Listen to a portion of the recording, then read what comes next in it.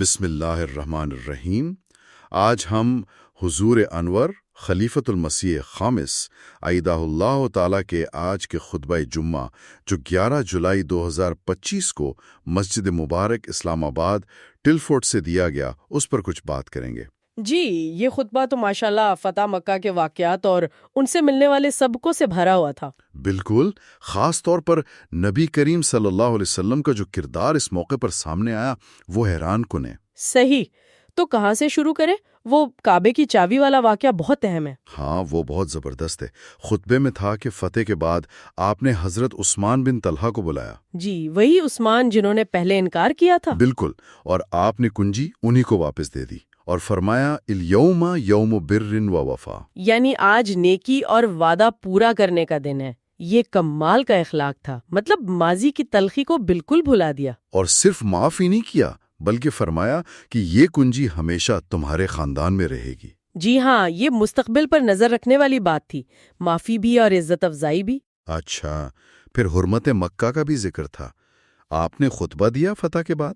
جی بالکل، فرمایا کہ اللہ نے مکہ کو ہمیشہ سے حرمت والا شہر بنایا ہے، یہاں خون بہانا حتیٰ کہ درخت کاٹنا بھی منع ہے۔ تو جو لڑائی کی وقتی اجازت تھی وہ ختم ہو گئی؟ ہاں، آپ نے فرمایا کہ مجھے صرف ایک گھڑی کے لیے اجازت ملی تھی، اب اس کی حرمت ویسی ہی ہے جیسی کل تھی۔ اور وہ جو بنو خزاع نے کسی کو مار دیا تھا؟ ہاں، اس کا خون بہا، یعنی دیت آپ نے خود اپنی طرف سے ادا کی۔ انصاف اور معاہدے کی پاسداری کی کیا مثال قائم کی۔ صحیح۔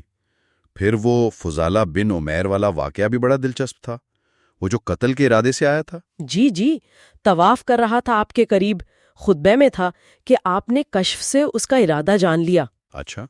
ہاں، پوچھا تو اس نے کہا نہیں۔ آپ مسکرائے، اسے استغفار کرنے کو کہا اور اس کے سینے پہ ہاتھ رکھا۔ اور پھر کیا ہوا؟ فضالہ خود کہتے ہیں کہ جیسے ہی ہاتھ ہٹا میرے دل کی دنیا بدل گئی، آپ سے زیادہ پیارا کوئی نہ رہا۔ سبحان اللہ، یہ تو دل ہی بدل دیے بالکل۔ یہ تھی آپ کی روحانی طاقت اور شفقت۔ اور یہ محبت صرف ایک طرف سے نہیں تھی، انصار والا واقعہ بھی تھا۔ جی، انصار کو فکر ہو گئی کہ اب آپ شاید مکہ میں ہی ٹھہر جائیں گے۔ ہاں، اپنا آبائی شہر تھا تو یہ خدشہ تو ہو سکتا تھا۔ لیکن آپ کو وہی سے پتا چلا تو آپ نے انہیں بلایا اور تسلی دی۔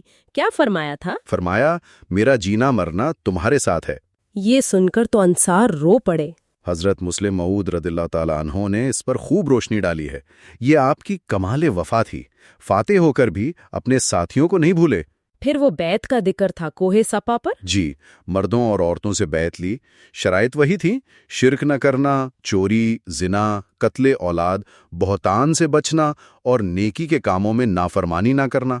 اور اس میں وہ ہند بنت عتبہ بھی آئیں، وہ تو بڑی مخالف تھیں۔ جی، نقاب میں آئی تھیں، ان کا مکالمہ ہوا آپ سے، پھر وہ مسلمان ہوئیں اور گھر جا کر بت توڑے۔ یہ بھی بڑی تبدیلی تھی۔ بالکل، حضرت مسلم موعود نے اس سے اسلام کی حقانیت کی دلیل کہا ہے کہ کیسی دشمنی رکھنے والی بھی آخرکار ایمان لے آئیں۔ ان سب باتوں کے ساتھ ساتھ آپ کی عاجزی کے بھی بہت واقعات تھے۔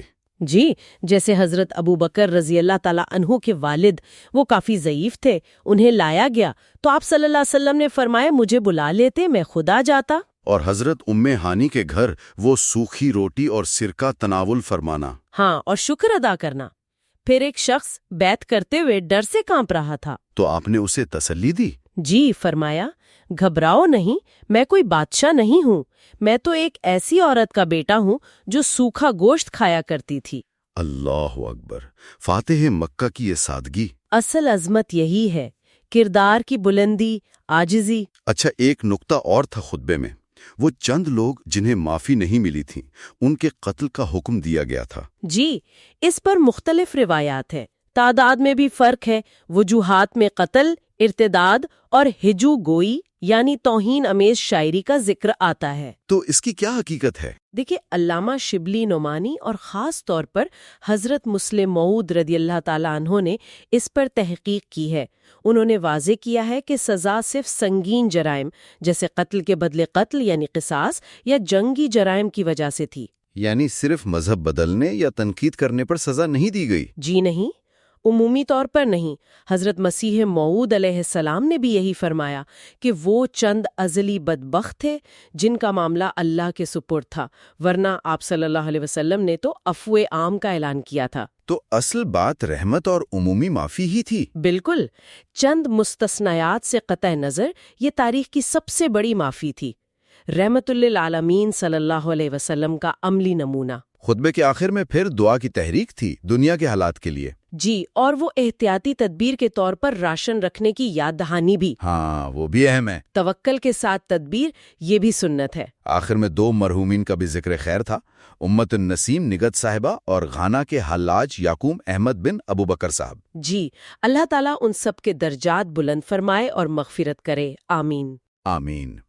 تو خلاصہ یہ ہے کہ یہ خطبہ فتح مکہ کے موقع پر آپ صلی اللہ علیہ وآلہ وسلم کے بے مثال عفو و درگزر، وعدہ نبھانے، عاجزی اور محبت و وفا کو نمایاں کرتا ہے۔ جی بالکل، اور ہمارے لیے آج اس میں سوچنے کا پہلو یہ ہے کہ ہم آج کل کے ان مشکل حالات میں جہاں اتنے اختلافات ہیں، نبی کریم صلی اللہ علیہ وآلہ وسلم کی اس سیرت سے، خاص طور پر فتح مکہ کے ان واقعات سے معاف کرنے، دلوں کو جوڑنے اور انسانی ہمدردی کا سبق کیسے سیکھ سکتے ہیں اور اپنی زندگیوں میں لاگو کر سکتے ہیں۔